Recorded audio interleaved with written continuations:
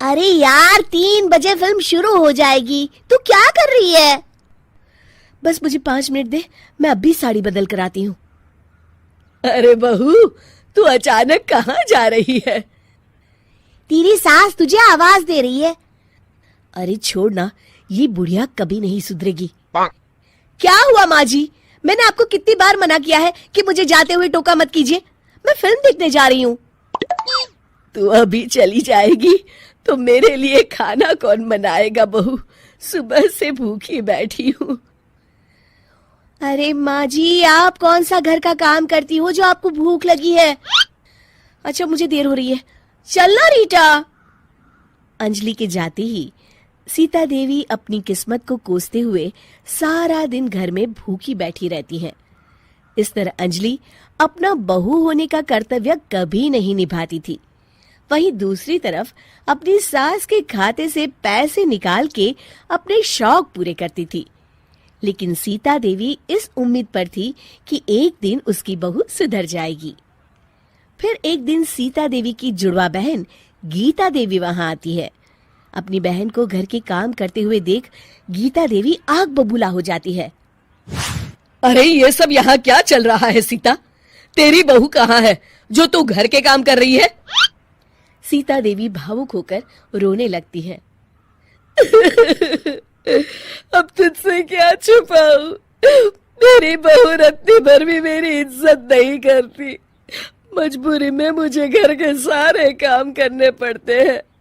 वो तो बस सारा दिन अपनी सहेली के साथ सैर सपाटा करने में लगी रहती है। अच्छा, तो उस चिड़िया के पर निकल आए। तू चिंता मत कर, मैं ऐसी कई बिगड़ैल बहुओं को ठीक कर चुकी हूँ। अब मैं इस चुड़ैल से निपटूंगी। तू कुछ दिनों के लिए मेरे घर चली जा, मेरी बहू तेरी अच्छी देखभाल करेगी। फिर दोनों बहनें आपस में साड़ियां बदल लेती हैं और सीता देवी अपनी बहन के घर चली जाती हैं। देर रात अंजलि जब घर आती है तो अपने कमरे का नजारा देख उसकी आंखें फटी की फटी रह जाती है। हे राम, मेरे कमरे का एसी कहाँ चला गया? और मेरा 56 इंच का एलईडी टीवी कौन ले गया? अंजलि तैस के साथ अपनी सास के कमरे में जाती है। तभी वो देखती है कि उसके कमरे का एसी और टीवी उसकी सास के कमरे में लगा है और गीता देवी आराम से एसी की हवा खाते हुए सास बहू सीरियल का मजा ले रही हैं। अच्छा, तो ये सब इस बुढ़िया की कारस्तानी है। अभी इसे बताती हूँ। ये सब क्या है माँ जी? आपकी हिम्मत कैसे हुई मेरे सामान को हाथ लगाने की? क्यों बहू, ये सारा सामान तूने तेरे पिताजी के पैसों से खरीदा है क्या? है? लगता है तू भूल गई कि ये सारा सामान मेरे पैसों से आया है, इसलिए मैं अपनी सारी चीजें अपने कमरे में उठा लाई। तुझे कोई एतराज है? चल जा यहाँ से, सीरियल का मजा किरकिरा मत कर।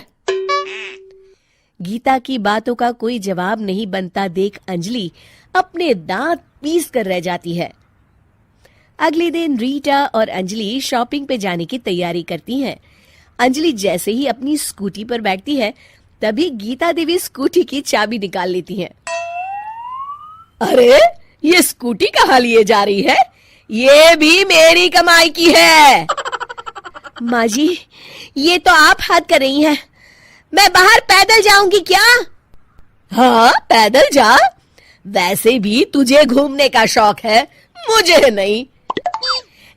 देखिए माँ जी, इस तरह मेरी सहेली के सामने मेरी बेइज्जती करके आप ठीक नहीं कर रही हैं।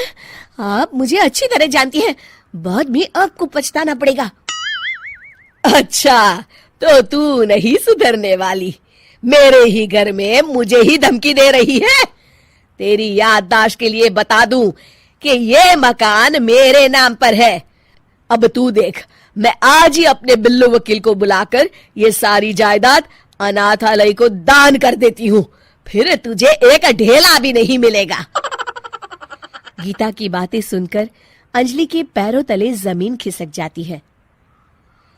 अरे, अगर तेरी सास ने तुझे अपनी जायदाद से बेदखल कर दिया तब तो तू सड़क पर आ जाएगी। मैं तो कहती हूँ चुपचाप अपनी सास से माफी मांग ले अंजलि। हाँ, तो बिल्कुल सही कहती है, मेरी सास का कोई भरोसा नहीं है। अरे नहीं नहीं माँ जी, ऐसा गजब मत करिए। आज के बाद मैं आपको कोई तकलीफ नहीं दूंगी और घर के सारे काम ना मैं ही कर लूंगी। मैं आपको एक अच्छी बहू बनकर दिखाऊंगी। कुछ दिनों के बाद, ये लीजिए माँ जी, आराम से गाजर का हलवा खाइए। खुशबू तो बहुत अच्छी है। हाँ माँ जी, वैसे मैंने सब काम कर लिया है, तो मैं आपके पैर दबा दूं? आप आराम से हलवा खाइए। इस तरह गीता देवी अंजलि को सही रास्ते पर ले आती हैं और सीता देवी वापस अपने घर में आकर रहने लगती हैं।